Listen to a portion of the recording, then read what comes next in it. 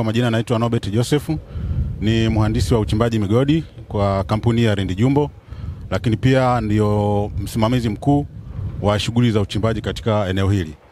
Hapo awali nimesema hii ni eneo ambalo tunalita open pit, yani tunachimba uchimbaji wa wazi tofauti na migodi mingine ya underground. Kwa hiyo kwetu sisi hapa Lindi Jumbo tunachimba graphite yetu kwa shimo la wazi ambalo ni open pit kwa kitaalamu tunaita hivyo. Pit yetu kama mmepita kwenye hiyo barabara upande ule wa pili ndipo inapoanzia na inaenda moja kwa moja mpaka sehemu ambapo kuna excavation ya mwisho kule mnayoiona. Na hii pit yetu tutaichimba katika fezi 4. Hii ni fezi ya kwanza, ambapo fezi ya kwanza hii itatuchukua kama miaka 4 kufika kwenye limit ambayo tunahitaji sisi. Baada hapo tutaendelea na fezi zingine ya pili, ya tatu mpaka ya 4, ambapo fezi zote hizo zitahusisha upanuzi wa hii piti mpaka kwenda chini kati ya mita 60 mpaka 80 kutoka kwenye usawa wa ardhi. Na urefu wa hii piti ni kama kilomita 1. Na kwenye fezi hii ya kwanza ambayo tunao sasa hivi itatuchukua kama miaka 5 mpaka 6 kufikia kwenye limiti. Baada ya hapo tutaendelea na fezi zingine. Kulingana na kiwango cha mali tulichonacho hapa ambacho ni graphite, tunategemea tuchimbe hii graphite kwa muda wa miaka 20 mpaka 24, na hapo ndo itakuwa mwisho wa mgodi wetu. Lakini sasa bado tunaendelea na utafiti, na hii ni zoezi ambalo ni endelevu. Tunaendelea na utafiti kadri ambavyo tunaendelea na operation za uchimbaji wa graphite, tunaendelea pia na utafiti. Lengo la kufanya utafiti ni kuweza kugundua sehemu zingine ambazo zina deposit ambayo ni similar na hii tulionayo, ili tuweze kuongeza urefu wa maisha kutoka miaka hiyo 20 mpaka 24 tulionayo sasa hivi mkononi, pengine iongezeke mpaka miaka 50. Na kiujumla kwenye shughuli hizi za uchimbaji, labda kwa ufupi, kama mlikuwa nikijaribu labda kuelezea kwa ufupi, shughuli za uchimbaji huwa zinaanza na utafiti kwa maana ya exploration kwa lugha rahisi. Exploration, unafanya ule utafiti, alafu ukishafanya huo utafiti, ukishamaliza exploration ukagundua mali ipo katika eneo hili, ndipo unaenda na stage zingine. Kuna stage inayofuata tunaita mambo ya optimization, au ni mambo ya kitaalamu zaidi, siwezi kuyagusia kwa undani.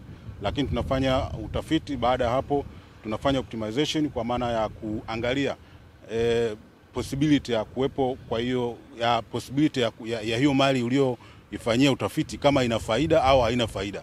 Lakini baada ya hapo ukishagundua ina faida, ndipo sasa unakuja kufanya planning, unafanya design na kuja kuanza uwekezaji.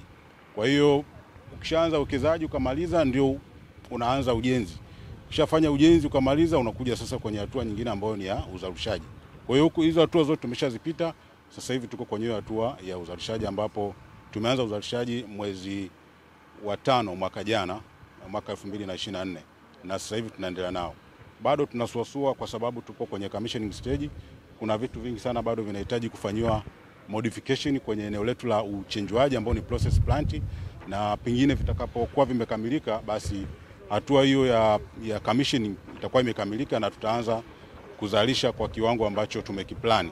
Sasa hivi uzalishaji unasuasua, tunafanya tuseme karibu kama asilimia 40 mpaka 45 ya kile kiwango ambacho sisi tunakihitaji tutakapokuwa tumefika kwenye piki. Mpaka sasa hivi tunavyozungumza tuko kwenye hatua nzuri, na nafikiri ndani ya miezi 3-4 ijayo kuanzia sasa hivi tutakuwa tayari tumeshafika kwenye piki na uzalishaji utakuwa kama kawaida. Kadri miaka itakavyozidi kwenda, uzalishaji wa tani utakuwa unaongezeka, na kuongezeka kwake pia kutategemeana na kinu chetu cha uchinjwaji.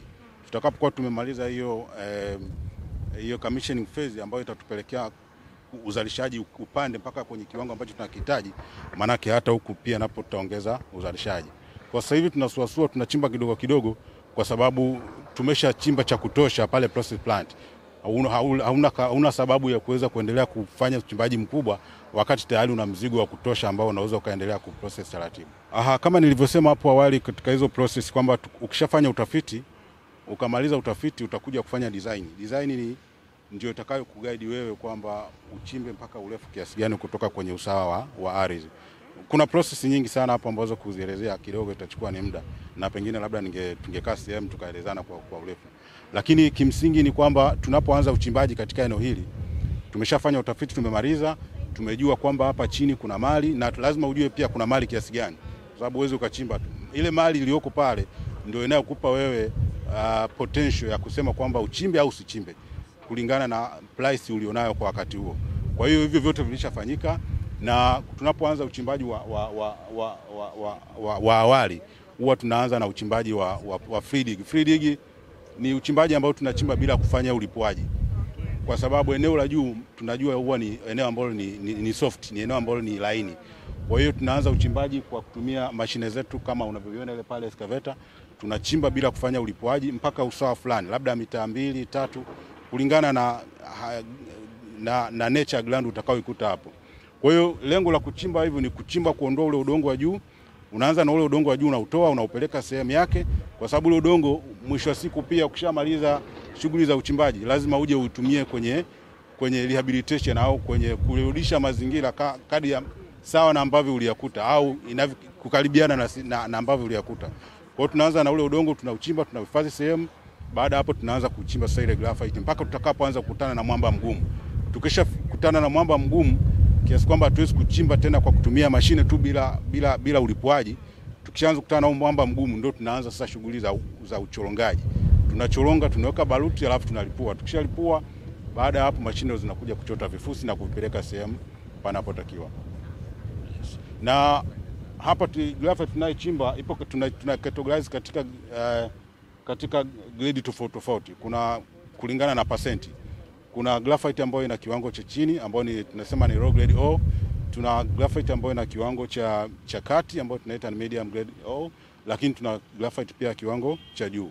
Kwa hiyo zote tunachimba katika eneo hili, na tunapoenda kuprocess kule tunaziweka katika makundi, kwa maana ya kwamba kundi la chini, kundi la kati na kundi la juu, ili hawa wataalamu wa kuchakata wanapochakata wanakuwa wanafanya kitu kinaitwa blending, kwa maana ya kuchanganya kati ya kundi la chini, kundi la kati na la juu, wanachanganya ili kuweza kupata matokeo wanayohitaji.